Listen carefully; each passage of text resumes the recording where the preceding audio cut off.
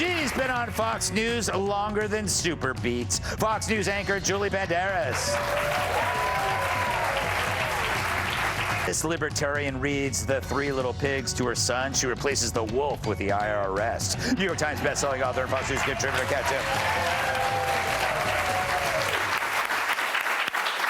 Michael, great to see you, as always. I wish I could say the same. Are you my anarchist hat talking? But there's no reason to Jackson, because when he opened his mouth, his office got raided by Trump's guys, and he died. Now, if Biden was cogent, his administration would be run all that differently. What about the media, Julie? You're part of the media. What say you? It's supposed to be asking the tough questions, but the media doesn't ask tough questions, although one of our reporters at Fox did try to talk to him and ask him a question, and of course he refused to answer the same he didn't in Congress. I think if he's going to invoke the Fifth Amendment, the question presented to him by Congress should be like, who's your barber? That would be a great way to save somebody's career. He looks like Dumb and Dumber. Blunt bangs don't work.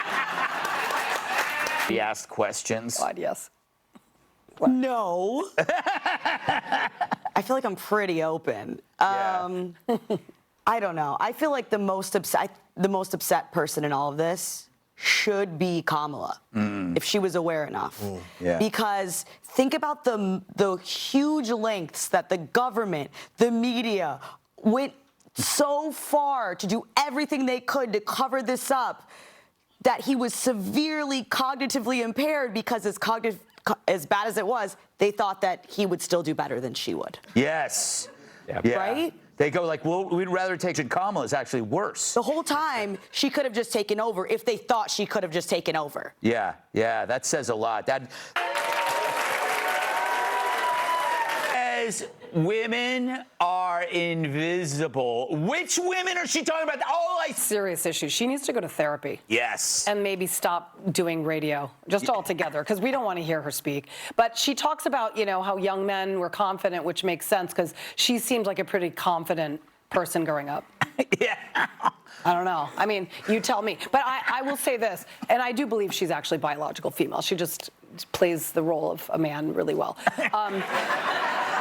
But I would say that I think that it's this kind of stupidity, these types of conversations that actually make women feel inferior. Yeah. I felt confident my whole life. I don't need Michelle Obama to tell me that I'm not going to be confident until 50, which is 30 years from now. Yes.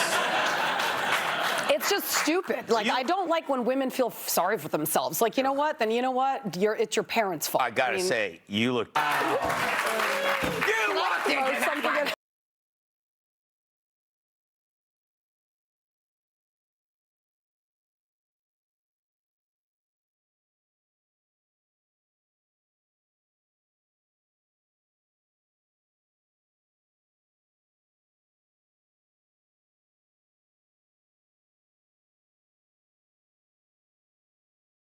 Late teens until our livers gave out was like a 36-year-old woman. Yes. With the surgical history of a woman who's at least 85. Confidence is something you work at. I feel not confident sometimes, and then I work on it, and I can feel more confident. But nobody's really confident. Yeah. Everybody's insecure. Everybody's a basket at some point. Nobody wakes up and is like, unless you're like a true stone cold psychopath at any age, really. Yeah. And I think, what she's talking about is maybe there are the men out there that like, women, when you get older, you're gross, but those are men who are not having sex with anyone. Yes. And I truly do not care about the opinions of those men, and I have a lot less money than she does. Yeah. So really, you kind of should just let it slide. But the one true confident man, the most confident man in the world, is probably James Carville, with being like, this camera angle is good to go. Yeah. And if that's what he wants to do, I might want to suggest less creepy lighting. Yes. He's like one of those gargoyles you have in a nightmare. You know when you wake up and you can't move? Energy. Today, which I guess means I should start making fun of black people. Aren't you sick of how they... I tell him, either you make the bags or you be the bags. Challenging to cry. I'd love to have the luxury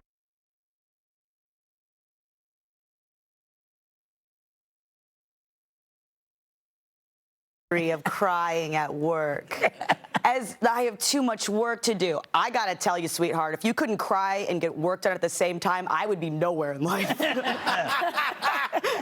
You can absolutely cry at work. You move on from that. I'm sure she has absolutely cried at work. Everyone's cried at work, except for you because you don't have feelings. No, that is true.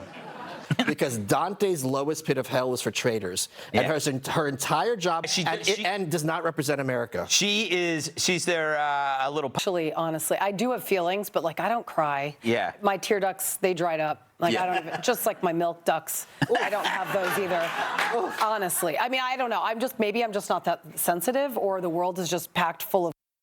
I can't explain it. I don't know. Nothing upsets me that badly where I'm going to start crying. But I would cry if I worked on The View. Yes. So I do understand why she's just crying. the smell. Although I will say her job is that too. And work and sitting across Joy Behar. She knew what the job was. Right. Yeah.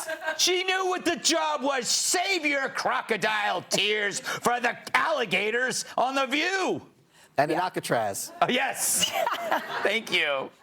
All right, enough of that. That was fun, though. Coming up, no more ugly airport feet.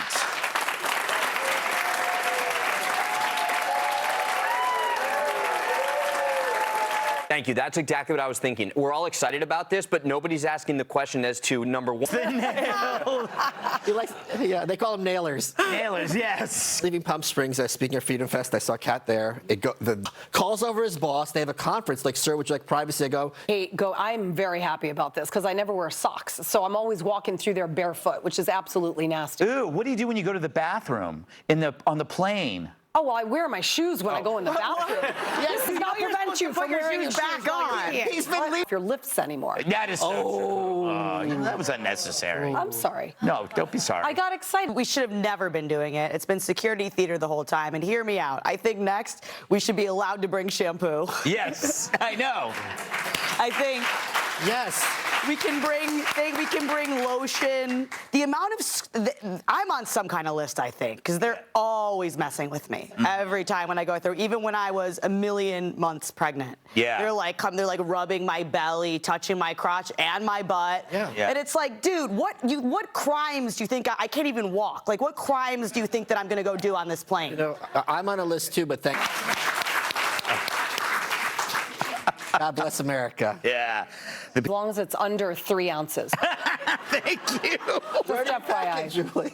Oh, Except, What don't they understand? I don't think that they have house parties anymore. That's really sad. I throw house parties when people who are. so jealous about house parties. I speak from experience when you have a house full of people while your parents are out of town and you've got kegs in your bathtub and puke on your carpet and you have to clean it all up just in time for the cops to discover that I just serve alcohol to like 50 minors. Yes. I'm saying hypothetically speaking, if I were to have done that in high school, I don't think you're really missing out on much. They don't need the house parties. It's a bunch of underage people getting wasted and then driving. So, Have your kids ever had a house party when you... Harrison, who's 9, has not done that. As far as you know.